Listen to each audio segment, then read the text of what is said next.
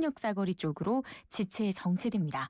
강변북로는 구리 쪽으로 나가는 길 방화대교를 시작으로 반포대교까지 밀리고 있고요. 한강대교는 다리 건너는데 용산역 쪽으로 밀리고 가양대교는 남단 쪽으로 답답하게 움직이고 있습니다. 청담대교 역시 남단 쪽으로 밀리는데요. 분당 수서로는 수서를 지나는데 탄천 1교까지 답답한 걸음입니다. 경부고속도로 서울 쪽으로 남이분기점 목천 부근 고장차 있고요. 서울 요금소 부근에도 고장차 있습니다. 마이텐 라디오 57분 날씨와 교통정보의 박화영이었습니다.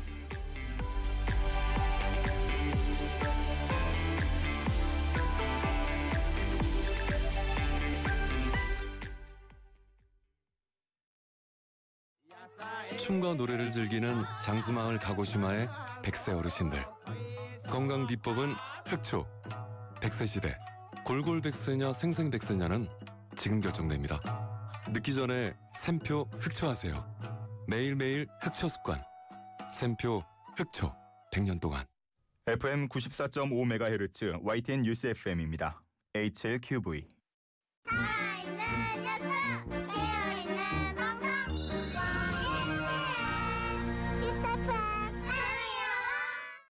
한국의 뉴스 채널 YTN 뉴스 FM에서 8시를 알려드립니다.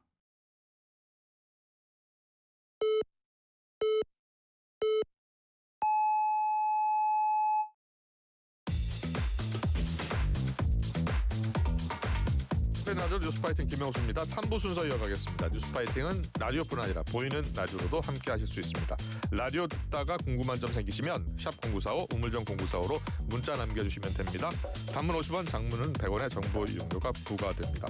잠시 뒤에 더불어민주당 박성준 의원 만나보겠습니다.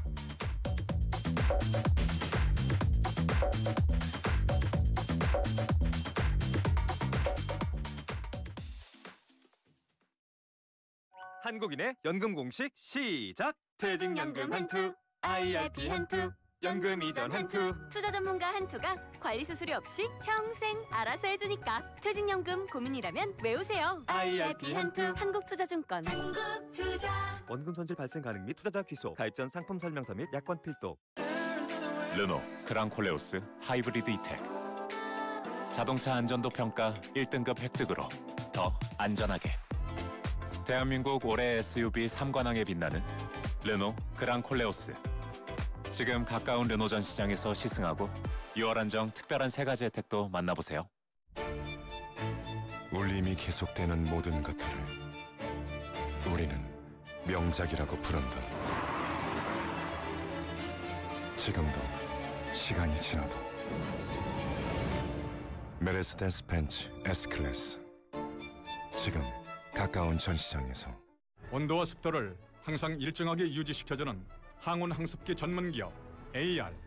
전선센터, 반도체 공장, 미술관, 박물관, 귀중품 보관실 등을 40여 년 축적된 기술로 AR이 지켜드립니다. 24시간 확실한 서비스 보장. 1855-0561.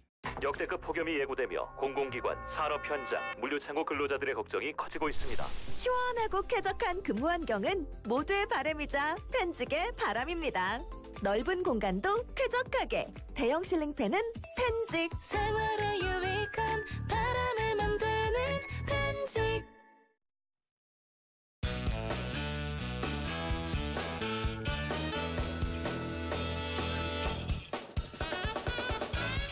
네, 3부 이슈 인터뷰 이어가겠습니다. 이재명 정부 출범 이후 여야가 새로운 원내 지도부 체제 꾸렸죠.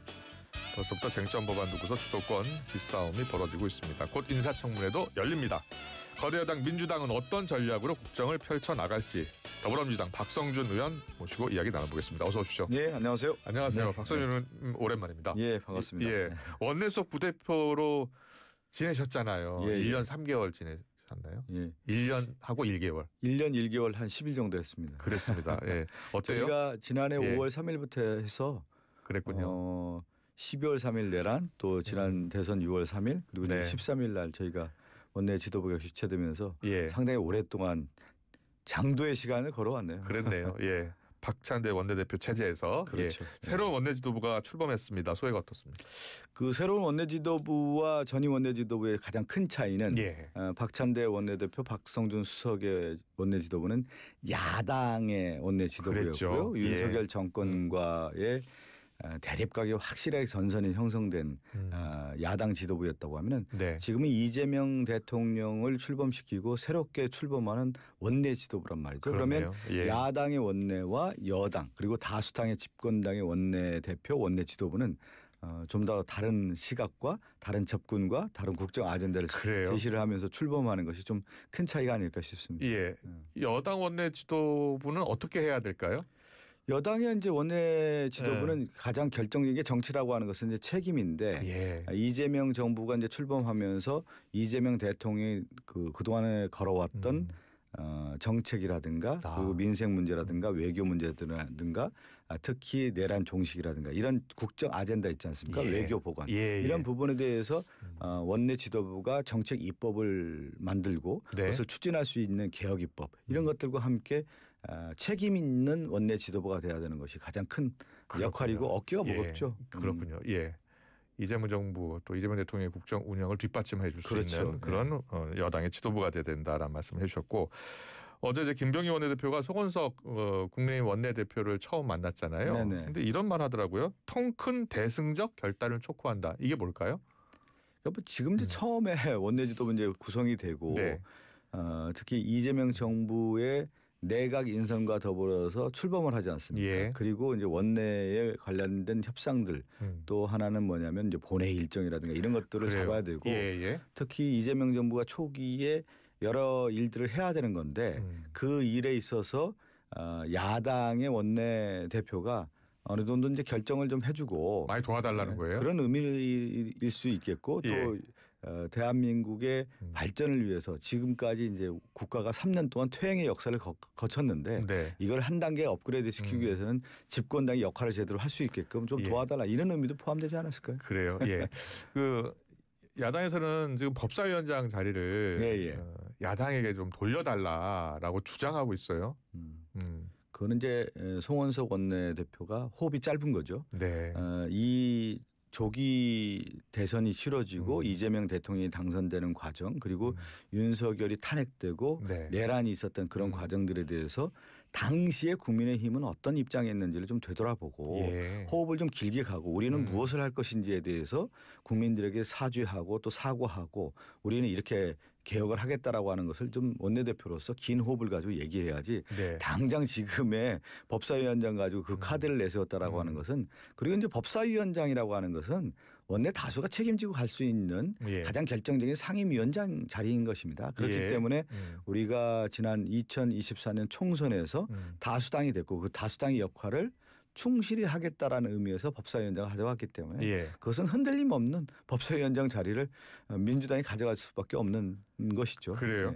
박성준 의원도 이제 언론계에 몸 담으셨었고 저도 보면 과거에 보면은 이제 원내 제1당이 이 국회의장을 갖고 그리고 원내 제2당이 보통 법사위원장 자리를 갖지 않았었나요? 근데 이제 새로 이제 변하는 거예요. 그거는 이제 좀 그 상황마다 좀 다른 건데 지금은 2024년 그리고 이제 윤석열 정권이 2022년 대선에서 승리한 이후에 국정과 관련된 퇴행이 있었단 말이죠. 그러면서 국민들이 볼 때 윤석열 정권에 대한 정확한 심판을 했고 그것이 2024년 총선에서 그 결과가 나왔고 그 가운데 국민들이 윤석열에 대해서 국정 기조를 좀 변화하고 국민에게 다가가라고 하는 것을 명령을 내렸는데 그것을 거부하지 않았습니까? 그런데 야당은 다수당을 통해서 법사위원장 자리를 차지하고 그 가운데에서 충실한 일을 해왔던 것이죠.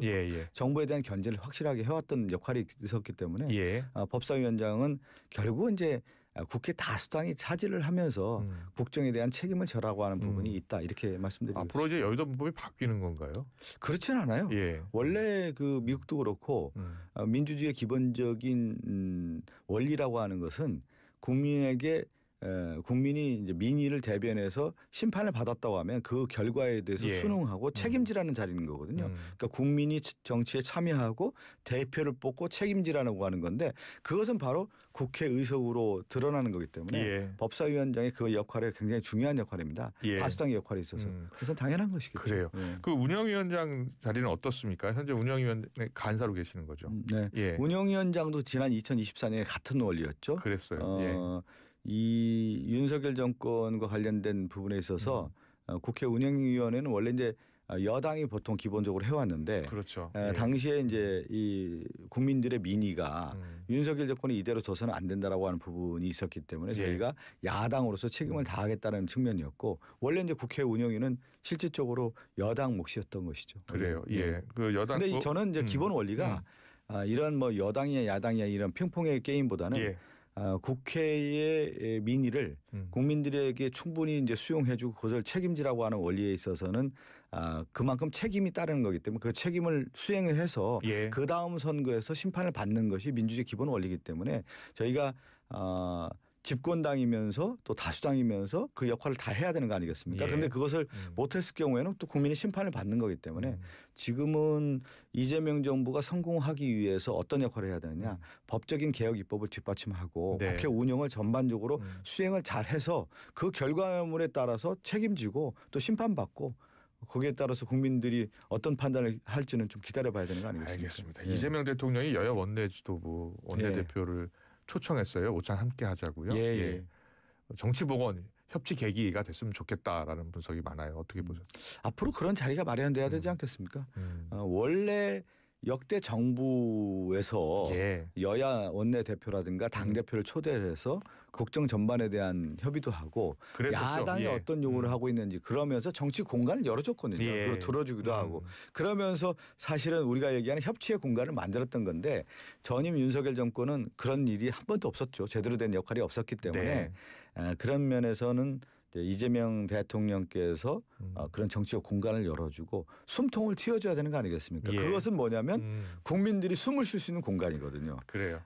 여야 정치인들이 좀 만나고 얘기를 해야 국민들도 만나고 소통할 수 있는 것이지 대립전선만 세운다고 하면 국민들이 만날 수 있겠습니까? 근데 만나는 자리뿐만이 아니라 또 야당이 요구하는 부분도 일정 부분 또 수용하는 그런 모습도 보여주면 좋잖아요. 그런 면도 있는 건데 이제 지나치게 이제 지금은 이 국민의힘의 가장 결정적인 큰 문제는 뭐냐면 탄핵을 반대하고 내란을 옹호하고 윤석열과 관련된 절연하지 못한 부분, 내란과 관련된 확실하게 선언을 제대로 못했어요. 내란 정당으로서의 국민의힘 정당이 과연 국민에게 정당성을 받을 수 있겠느냐에 대한 부분이 있기 때문에 저는 이 부분을 저는 김용태 비대위원장이 정확하게 인식하고 있었던 것 같고 그 가운데 이제 송원석 원내대표가 뽑혔는데 송원석 원내대표가 과연 시대의 흐름을 따라갈 수 있느냐에 대한 부분은 좀 지켜봐야 될 것 같습니다.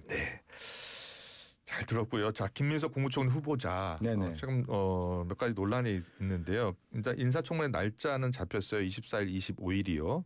그 날짜도 상당히 논란이 있었던데 두 날로 잡혔군요. 이틀로 이틀로 잡았습니다. 그런데 뭐 김민석 후보 관련해서 뭐 재산 관련 의혹 그리고 뭐 아파트 찬스 의혹 등이 있잖아요. 전체적으로 어떻게 보셨어요? 이제 그 모든 이제 인사청문 대상자는 여러 의혹들이 이제 제기가 되고 있는데 과연 이제 이렇게 봐야 돼요. 의혹으로만 접근할 것이 아니라 이재명 정부가 이제 출범했고 총리의 첫 인선인데 과연 그러면 김민석 후보자는 어떤 사람이냐에 대한 부분을 봐야 되는 거 아니겠어요? 그러면 그 부분에 대해서 몇 가지 조명들이 있지 않겠습니까? 크게 볼 때는 총리로서 정말 잘할 수 있느냐, 능력이 있느냐에 대한 부분이잖아요. 그리고 시대 정신을 발현하고 국가 정책을 제대로 수용할 수 있는 사람이냐에 대한 것들인데 그것은 저는 정치적 검증이라고 봐요. 그 정치적 검증을 충분히 수행했지 않습니까? 사선 의원이었고 또 우리 당의 수석 최고위원이었고 이재명 대통령을 당선시키는데 결정적인 역할을 해왔고 그동안 국정을 김민석 의원이 대부분 보면 다 잘했다는 평가 아니겠어요? 그 국민의힘 의원들에게 물어보십시오. 김민석 의원이 정치인으로서 어떤 거 아니야 능력 면에서 다 탁월하다는 거 아니겠어요? 그런 면에서 볼 때는 능력 면에서는 이재명 정부의 성공을 위한 연착륙에 있어서 김민석 후보가 반드시 필요하다고 하는 부분에 대해서는 여야 공감대가 저는 어느 정도 있다고 보는 거고요. 그래요? 야당 입장에서는 이제 이런 능력 면에서는 부각을 시키기가 어려우니까 도덕적 검증을 할 수밖에 없는 것이죠. 능력 검증, 도덕성 검증이 청문회니까요. 예. 그러니까 이제 도덕성 검증을 얘기하는데 저는 김민석 후보가 지금까지 여러 입장을 내면서 소상히 밝히고 있고 청문회가 이틀 아닙니까? 이틀 동안에 김민석 후보자가 자신의 관련된 뭐 야당이 주장하는 의혹 제기에 대해서 충분히 밝힐 거라 보고요. 근데 다만 이제 야당에서 지금 좀 보면은 약간 신변잡기 뭐 무슨 좀 보면 내용들이 이 인사청문회를 하고자 하는 것이 아니라 야당은 기본적으로 이제 저격수 역할을 하려고 하는 게 마음을 단단히 먹고 들어온 것 같아서 김민석 후보자가 잘 넘어갈 거라고 봅니다. 그래요. 근데 김민석 후보자 그 자료 제출 요구 뭐 90여 건 했는데 7건 정도만 제출했다라고 국민의힘은 주장하고 있는데 어떻게 된 거예요? 보통 이제 자료 제출이 과연 자료를 위한 자료이냐 아니면 이 검증을 위한 검증이냐 뭐 이렇게 볼 수가 있는데 지금 국민의힘에서 요청하는 자료들이 약간 신변잡기 그런 느낌이에요. 그래서 저는 지금 새 정부 출범한 이후에 총리 후보자에 대한 검증을 하기 위해서 야당의 역할이 좀 제대로 되고 있느냐에 대한 것도 좀 반문하고 싶습니다. 그래요. 김민석 후보자 재산 관련해서는 그 2020년에 5억 8천만 원의 빚이 있었는데 2025년에 2억 1,500만 원으로 이제 플러스가 됐다는 거예요. 이제 야당이 주로 주장하고 있는 내용입니다. 어떻게 재산을 불렸냐. 세비가 5억 7,900만 원이었는데라는 주장을 펴니다. 여기에 대해서는 혹시 보셨어요? 네, 뭐 저는 뭐 그 내용들이 계속 나오고 있는데 김민석 어때요? 후보자가 24, 25일 날 그게 이제 재산 형성과 관련된 부분에 대한 쟁점들이 있지 않겠습니까? 좀 지켜보면서 뭐 후보자가 준비를 많이 해서 답변하지 않겠습니까? 알겠습니다. 자, 그리고 이재명 정부 이제 국정청사진 설계할 국정기획위원회요. 네네. 이제 출범을 했습니다.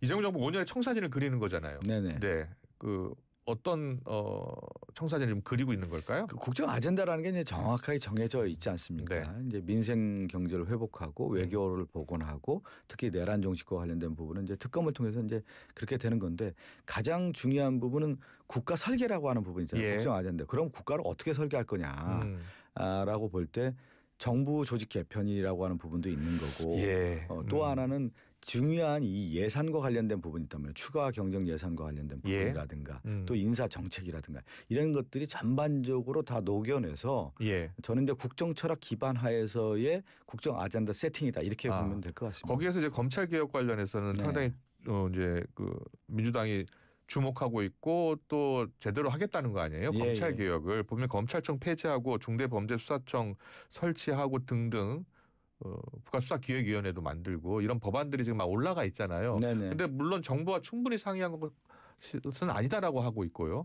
근데 이제 검찰 개혁과 관련된 어떻게 되는 거예요? 저는 이제 이 법안도 그렇고 논의도 그렇고 제가 21대 들어와서 쭉 있어왔던 쟁점이었고요. 그렇죠. 충분한 논의와 방향에 대한 것들은 다 정해져 있다고 보고요. 저는 결단만 남아있다고 봅니다. 그것은 이제 국정기획자문위원회에서 예를 들면 검찰개혁과 관련된 부분에 대해서 이런 어떤 방향이 좋겠다라고 하는 부분하고 특히 지금 우리 당에 이제 법조인 출신들이 많이 있단 말이에요. 법사위도 있고 그래서 충분한 논의가 다 돼 있고요. 이걸 어떻게 하겠냐라고 하는 이제 정책적 결정 이런 것들은만 남아 있는 건데 거기에서 이제 국정기획자문위원회가 어떤 방향성을 제시할지는 좀 지켜봐야 되겠죠. 그래요? 어떻게 될 것 같습니까? 좀 서두를 것 같습니까? 아니면 좀 시간을 두고서 할 것 같습니까? 저는 서두를 거나 뭐 시간을 두거나 이런 문제가 아니라 검찰 개혁은 시대적 과제이기 때문에 이재명 정부가 하지 않겠습니까? 당연히 하는데 좀 더 치밀하고 그것을 수행하는 데 있어서 예를 들면 로드맵 전체에 있어서 이런 것들까지 다 고려를 해서 한다고 하는데 저는 그것이 미룰 사안은 아니라고 봅니다. 그래요. 자, 지금 뭐 계속해서 인사 후보자 뭐 지명이 계속 이루어지고 있는데 지금 장관 인선이 조금 멈춰 있는 것 같아요. 물론 국민추천제를 도입을 했고 그래서 지금 그거 마지막 인사 검증 작업을 하고 있는 것 같기는 한데 언제쯤 이제 순차적으로 이루어질 것 같아요. 또 보면은 이제 호흡이 짧은 거예요. 왜 그러냐면 내란 이제 윤석열 파면하고 대선 이제 60일 치렀는데 대선 과정에서 60일밖에 안 되는 시간이었지 않습니까? 그리고 이제 이재명 대통령이 당선된 이후에 지금 며칠 지나지도 않았는데 인수위라는 게 없잖아요, 사실은요. 인수위 기간에 충분하게 수기와 공론을 통해서 어떤 후보가 좋은지, 내각에 들어가서는 누가 마땅한지 이런 것들에 대해서 충분한 과정이 있어야 되는 건데 시간이 있어야 되는 건데 그 시간이 없었던 거예요. 그렇다고 보면 바로 오늘 취임하자마자 내각 이 사람 합시다 이렇게 하기는 어려운 거 아니겠습니까? 검증도 해야 되는 거고 추천도 좀 받아야 되는 거고 추천이라는 것도 저는 반드시 필요하다고 봐요. 왜 그러냐면 정치권에서 이제 주로 이제 많은 분들이 추천하지 않겠습니까? 그런 분들을 했는데 우리가 혹시 모르는 좋은 인재가 있다고 하면은 그 부분까지 바라봐야 되는 거 아니겠습니까? 그리고 이제 인수위 과정이 있다고 하면 이런 것까지 다 고려를 할 수가 있는데 그 시간이 없다 보니까 저는 오히려 이 시간을 조금 더 뭐 예를 들면 바로 임명하기보다는 국민들에게 좀 생각의 시간도 주고 내가 그 인선과 관련해서 충분하게 좀 고민도 하고 검증도 하고 이런 과정이 필요하다고 봅니다. 좋아요. 잘 들었고요. 이 3대 특검 이야기 하겠습니다. 이 가운데 내란 특검 조은석 특검 이야기가 좀 나와서요. 박범계 의원이 좀 비판적으로 이야기를 하고 있던데 뭐가 문제인 거예요? 글쎄요. 저는 이제 조은석 특검이 일단은 저는 수사를 잘하냐 못하느냐가 기준해야 되는 거 아니겠어요? 이 내란과 관련된 수사를 제대로 잘할 수 있는 사람이 누구냐를 보는 거 아니겠어요? 근데 조은석 특검은 저가 이렇게 주변에 얘기를 들어보니까 수사는 정말 잘한다는 거예요. 그래요? 그리고 수사에 있어서의 그 기준이라는 게 분명히 있지 않습니까? 그 거기에 맞게 공정한 수사를 할 수 있는 분이기 때문에 그래서 특검으로 추천받았기 때문에 저는 막 큰 문제가 없이 잘 수행할 거라고 봅니다. 그래요. 뭐 심우정 총장, 뭐 박세영 고검장에 대해서 긍정 평가를 했다는 뭐 비판 지적도 있다라는 거예요? 그거는 이제 검찰 내부에서 이제 가족으로 지낼 때의 얘기고 지금은 이 시대의 명령이 떨어졌잖아요. 내란 수사를 제대로 하라고 하는 국민들이 다 쳐다보고 있고 특히 언론이 바라보고 있고 지금 내란과 관련된 일정한 검찰의 수사가 있지만 그 수사가 뭐였습니까? 원래 이 내란이 벌어진 이후에는 전면 수사를 하고 신속 수사하고 확실하게 수사를 해야 되는 건데 검찰이 부분 수사를 했고 늑장 수사하고 미진한 수사를 해왔던 거 아니겠습니까? 이거에 대해서 국민들이 다 보고 있고 그래서 특검을 하게 된 건데 조은석 특검이 그 시대적 명령을 어떻게 벗어나겠습니까? 알겠습니다. 마지막 질문이 될 것 같은데 박찬대 원내대표 체제 이제 수석 부대표를 지내셨으니까 박찬대 원내대표 당권 도전할 것 같습니까? 어떻게 보세요? 뭐 여러 이제 목소리가 있는 것으로 알고 있고요. 원내대표가 이제 지난주 금요일날 그만뒀습니다. 저도 좀 쉬고 싶거든요. 박찬대 원내대표도 좀 쉬고 싶고. 그런데 당내에서는 출마를 권유하는 분들이 많다면서요? 뭐 그런 목소리가 있는 것으로 알고 있는데. 저도 아까 얘기한 것처럼 지난주 그만뒀어요. 금요일날 박찬대 원내대표. 그러면 뭐 그만두자마자 막 나오라고 하는 것보다는 좀 시간을 두고 박찬대 대표도 좀 생각의 시간도 있고 정리할 시간이 필요한 거 아니겠습니까? 전당대회가 8월 초잖아요. 8월 2일이기 때문에 시간이 좀 있죠. 그래요? 지금 뭐 정청래 의원만 혼자 출마 선언을 한 상황이고. 그렇죠. 좀 기다려 보시죠 뭐. 그래요. 알겠습니다. 여기까지 듣겠습니다. 지금까지 더불어민주당 박성준 의원과 함께했습니다. 잘 들었습니다. 감사합니다. 합성 목재 예스팀바, 산책로, 야외 데크, 울타리, 사이딩, 전원주택 인테리어까지 다양한 형태로 활용이 가능한 친환경 합성 목재 예스팀바. 우수한 품질의 정부 조달 우수 제품, 나무 느낌 그대로. 합성 목재 예스팀바. 경동산업 주식회사. 고철거래 새로운 패러다임. 고래장터. 착 찍어서 쓱 올리면 실시간 경매로 가격이 쑥쑥. 고철거래 플랫폼 고래장터. 코리아 트렌치. 코리아 트렌치. 중소기업 판로 개척은 기술마켓만 기억하세요. 기술마켓 덕분에 슬슬 풀린다 우리 회사. 마음껏 기술 개발하고 캐치 기회를 잡자. 공공기관과 기업을 이어주는 중소기업 기술마켓. 기업의 성장과 미래를 지원하는 든든한 파트너 중소기업 기술마켓. 기획재정부와 공공기관이 함께합니다. 중소기업 기술마켓. 안녕하세요. 브레이닝 캡슐 모델 박혜주입니다. 기억력 감퇴 피할 수 없다 생각하시나요? 기억력 감퇴 개선 할 수 있습니다. 스위스에서 승인받은 기억력 감퇴 개선 의약품 종근당 브레이닝 캡슐. 지금 바로 시작하세요. 참, 약국에서 만날 수 있어요. 모든 인쇄 가능한 성원에드